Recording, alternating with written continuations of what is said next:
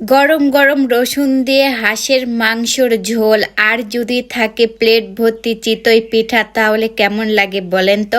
আসসালামু আলাইকুম, সবাই কেমন আছেন? আশা করি সবাই ভালো আছেন।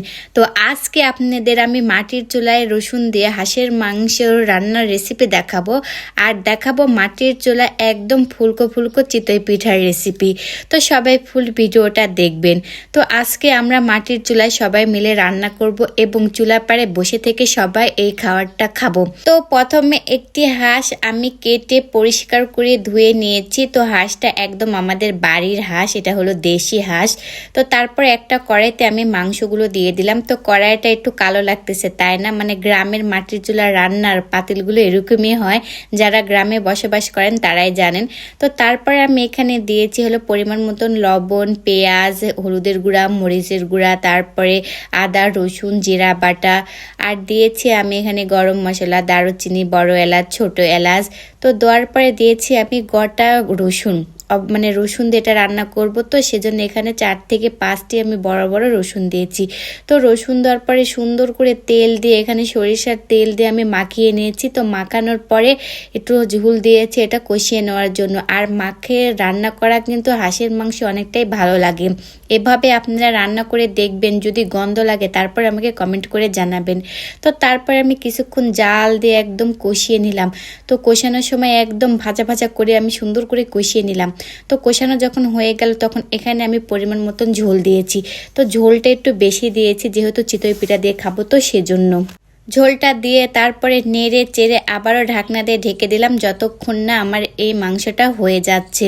তো ঢাকনা দিয়ে ঢেকে এই তো কিছুক্ষণ পরে আমার মাংসটা দেখেন কত সুন্দর হয়েছে। তো এর ফাঁকে আমি এখানে কিছু মশলার গুঁড়ো দিয়েছিলাম, তো সেটা আমার ভিডিও নেওয়া হয়নি। তো এই তো রান্নাটা কমপ্লিট হয়ে গেছে। তো এখানে আমার আম্মা এখন বানাবে হলো চিতই পিঠা।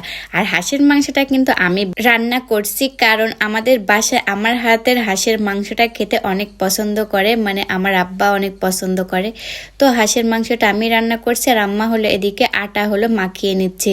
তো এই চিতই পিঠা বানানোর জন্য শুধু এখানে নিয়েছে চালের আটা, আর নিয়েছে হলো লবণ, আর দিয়েছে এখানে নর্মাল পানি, এখানে কিন্তু গরম পানি দেয়নি। মানে আমার মা যেভাবে মানে আটাটা মাখাচ্ছে সেভাবে আপনাদেরকে দেখাচ্ছে, এখানে কোনো মিথ্যা কথা বলবো না। অনেকে দেখি চিতই পিঠাতে ভিউ বাড়ানোর জন্য অনেক কথা বলে, কিন্তু আমি তেমন কথা বলবো না। তো তারপরে একটা খোলা নিয়ে চুলাতে বসিয়ে দিয়েছে। আর দেখেন আমার মায়ের ব্রাশ দেখেন, এটা হলো কোলার যে আমরা ডাগড়া বলি, সে ডাগড়া দিয়ে দেখেন ব্রাশ বানাইছে, কত সুন্দর। আর গ্রামের মানুষের বুদ্ধিটা দেখেন। আসলে গ্রামের মানুষ এটা দেখতে হয়তো বা আপনারা অনেকে অনেক কমেন্ট করবেন, কিন্তু আমার কাছে এটা অনেক ভালো লাগে। মানে কোলার ডাগড়া দিয়ে কত সুন্দর করে ব্রাশ বানাচ্ছে, আর কত সুন্দরভাবে মানে ব্রাশের মতন করে তেলটা ব্রাশ করে দিল, দেখলেন? তো তারপরে এদিকে আটা আরো ভালো করে হলো সুন্দর করে মাখিয়ে নিল।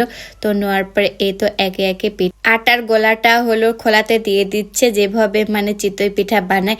তো জানেন আজকে একটা কথা বলি, এই যে আপনারা এগুলোকে চিতই পিঠা বলেন, অনেকে চিতই পিঠা বলেন, তাই না? আমাদের গ্রামের মানুষেরা কি বলে জানেন? সাতপতি পিঠে, মানে আমাদের ভাষায় এটা আমরা সাতপতি পিঠা বলি। তো দেখেন মাশাল্লাহ কত সুন্দর হয়েছে আমাদের পিঠাগুলো। তো সবাই মাশাল্লাহ বলে যাবেন। দেখেন কত সুন্দর ফুলকো ফুলকো হয়েছে, উপরটা কত সুন্দর হয়েছে, ভিতরটাও কত সুন্দর হয়েছে, তাই না? তো সবগুলো এই তো পিঠাগুলো উঠিয়ে নিল। উঠানোর পরে দেখেন আমি একটু প্লেট সাজিয়ে দেখলাম, দেখেন কত সুন্দর লাগতেছে দেখতে, রসুন দিয়ে হাঁসের মাংসের ঝোল আর গরম গরম চিতই পিঠা। ওয়াও! তো রেসিপিটা কেমন লাগলো অবশ্যই কমেন্ট করে জানাবেন, আর রেসিপিটা ভালো লাগলে লাইক কমেন্ট শেয়ার করবেন। তো আজকের ভিডিওটা এই পর্যন্তই।